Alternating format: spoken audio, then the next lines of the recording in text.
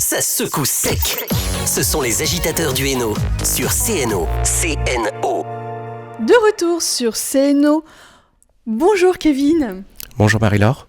Alors, on vous reçoit aujourd'hui, donc nous avons le plaisir de vous recevoir avec les agités du mélange et non pas les agitateurs du Hainaut. Alors donc, parlons donc des agités en fait du mélange. C'est donc un festival, vous êtes les piliers d'un événement, pas comme les autres.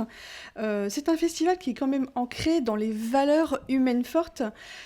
Avant donc de parler culturel, quel est le but initial de l'association organisatrice du festival ? Oui, alors Capesco, l'association que je préside, que je représente aujourd'hui, a pour but depuis 2012 de promouvoir la culture locale, la culture en général, dans tous les styles, la musique, l'art, l'histoire, les conteurs, voilà. Très bien. Et donc, vous mettez en avant l'inclusion, notamment avec la participation de personnes en situation de handicap, comme les loulous de Pérouet. Quel est leur rôle dans votre organisation ? Oui, effectivement, on a les loulous de Captain. Alors, Captain est un éducateur spécialisé au centre Serfoten à Pérouet. Et il a ramené les loulous depuis plusieurs années. Alors, ils peuvent être bénévoles sur le festival en arrière-scène, pour pouvoir ramener le matériel des artistes par exemple. Ils sont aussi bénévoles au bar ou à la restauration. On a également aussi d'autres loulous du foyer de vie L'Oreille du Bois à Condé-sur-Escaut qui sont gérés par Kevin alias Mamie qui est un de nos bénévoles et membre du bureau de Capesco. Et ces loulous-là préparent en amont le bar, un des bars qu'on a sur le festival, le bar local. Donc ils le construisent, ils font tout le décor autour du bar. D'accord. Et comment mobilisez-vous chaque année l'ensemble des bénévoles ainsi que les loulous ?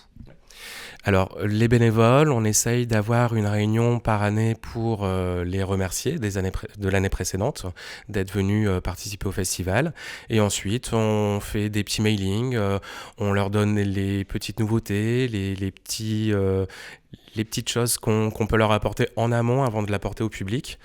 Et ensuite, on se rencontre à peu près 2 semaines, 3 semaines avant le festival pour vraiment leur présenter l'organisation, l'édition de cette année, quel poste ils vont tenir, voilà. Très bien. Alors donc, la scène des agités du mélange, c'est aussi un tremplin pour les artistes locaux. Pouvez-vous nous parler donc du dernier tremplin et notamment du groupe Les Fudosons, que nous avons d'ailleurs déjà reçu dans l'émission ? Oui, alors le tremplin des agités du mélange, c'est un tremplin pour des artistes locaux. Ils peuvent s'inscrire, participer au tremplin et chaque groupe repartira avec un lot. Alors, il y a l'ouverture du festival, effectivement, avec un article auprès du média culturel de Valenciennes, Val Explorer. Il y a une journée d'enregistrement en studio avec un mastering chez Boar Prod. Il y a une résidence à la MJC de Saint-Saulve et que je n'oublie personne. Oui, et une mini-formation avec le campus des musiques actuelles à Onzain. Donc voilà, personne ne part perdant avec Capesco. Les Philosons, cette année, on a fait une nouvelle formule. On a voulu terminer le tremplin avec un groupe qui est déjà venu au festival. C'était le cas des Philosons, ils sont venus en 2019. Et c'est du coup une édition mémorable cette année parce qu'on a eu beaucoup de monde. Les gens ont fait la fête, donc ça, pour nous c'était cool. C'est un super groupe. Oui. Ouais, on avait passé un super bon moment très ancré dans le pays de Condé, dans le Valenciennois, donc très bien. C'est sympa. Et donc, comment vous choisissez les artistes programmés ? Alors, dans Capesco, nous avons un petit noyau, on appelle ça la commission de prog. Donc, on récupère les propositions de programmation des artistes, les propres propositions des membres de la commission, des bénévoles, de la population. Et puis après, on tourne avec ça et on essaie de se créer une programmation éclectique, hein, parce que agiter du mélange, on veut faire un mélange de styles et avec une bonne coordination sur le thème de l'année. Et donc, la finalité, est-ce que vous avez des groupes qui se révèlent après les tremplins, et quel est leur chemin ensuite?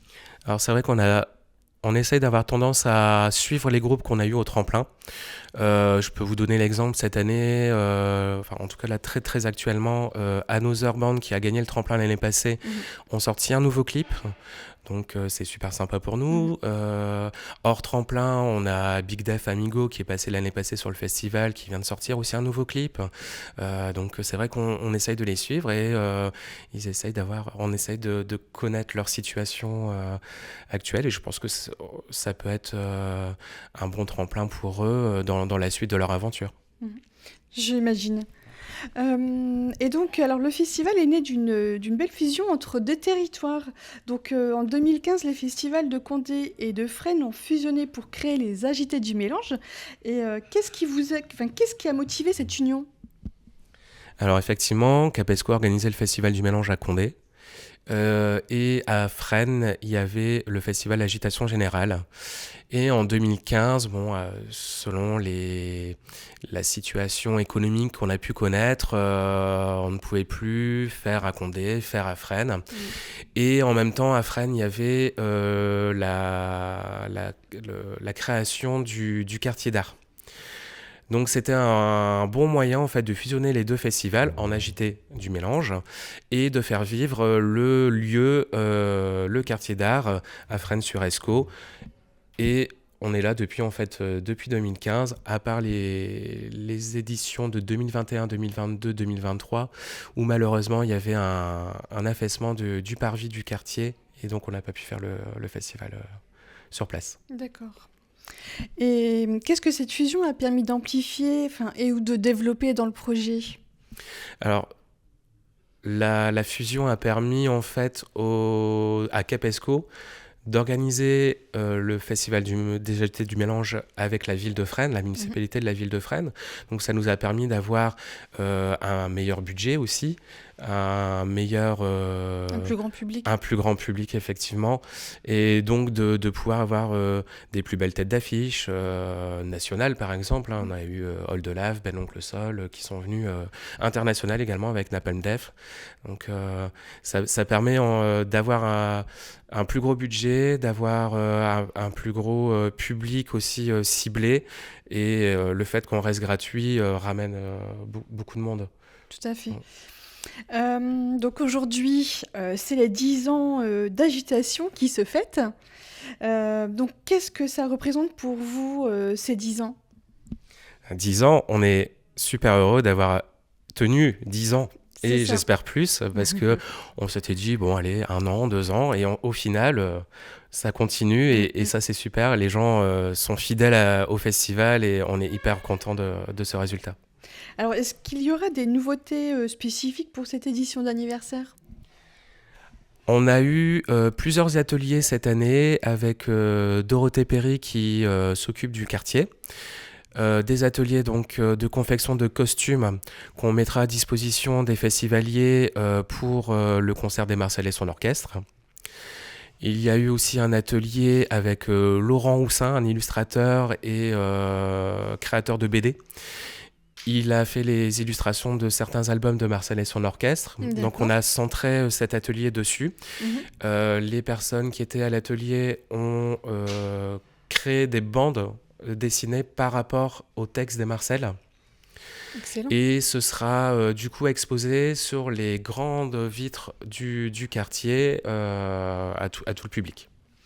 Super, c'est un très beau projet aussi. Ouais. Donc ensuite, alors pouvez-vous nous dire justement quelques mots sur la programmation 2025 et justement ces têtes d'affiche, est-ce qu'il y a des têtes d'affiche à dévoiler? Alors, la programmation est déjà bien dévoilée, hein, tout a été annoncé sur nos réseaux sociaux. On a en tête d'affiche Marcel et son orchestre, Didier Super avec son groupe Super Discount. On on aura Max One and the Rootsmakers en reggae, gros groupe reggae de la région lilloise. Vous aurez également du jazz avec Hervé Delcroix et son quartet. Vous aurez de la musique irlandaise avec Rira.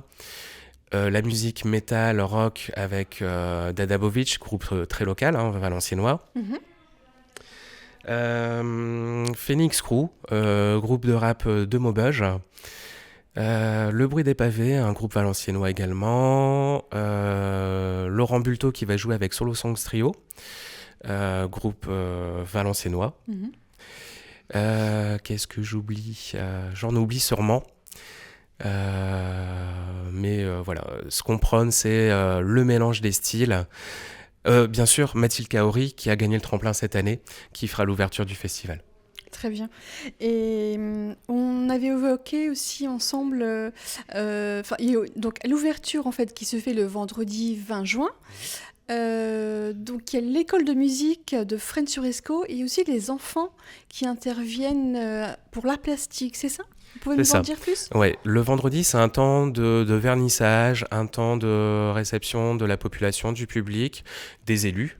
Le vernissage partira du musée vivant des enfants de Fresnes, déambulera dans la ville de Fresnes jusqu'au quartier et nous aurons le vernissage de leurs œuvres faites tout au long de l'année.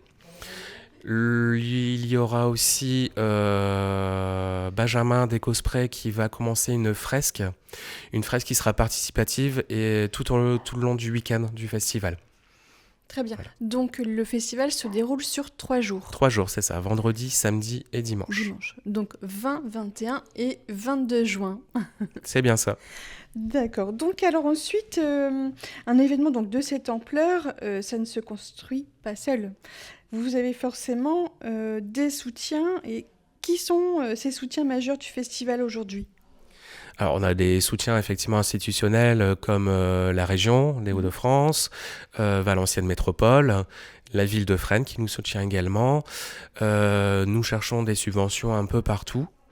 C'est toujours de plus en plus compliqué malheureusement, mais on arrive quand même à avoir des soutiens. Et ensuite, nous avons des soutiens privés à type de Finan, les autocars Finan, l'entreprise Coupé, qui nous fournit les boissons pour nos bars, Manganelli Event, qui gère toute l'installation de la grande scène, donc son et lumière. Nous allons avoir le Boulon, Val Explorer. J'ai également vu aussi que vous faisiez participer un brasseur aussi de Crépin. Oui. Pour la restauration. C'est également. Ça. Alors, donc, au festival, on a 2 bars. On aura le bar, on va dire, principal, fourni par l'entreprise Coupé. Et nous avons un bar un peu plus local. Et effectivement, nous avons la brasserie d'Amblis de Crépin qui sera présente. Il y a la brasserie La Frane de Le Sel qui sera présente également. Et ça nous tient à cœur de faire participer les artisans du Valenciennois. En parlant de la brasserie d'Amblis, nous aurons en tant que bénévole du festival, mais Lali, qui vient justement au niveau de la brasserie d'Amblis d'ouvrir sa petite cahute. Donc il y a de la restauration en même temps à la brasserie. Très bien.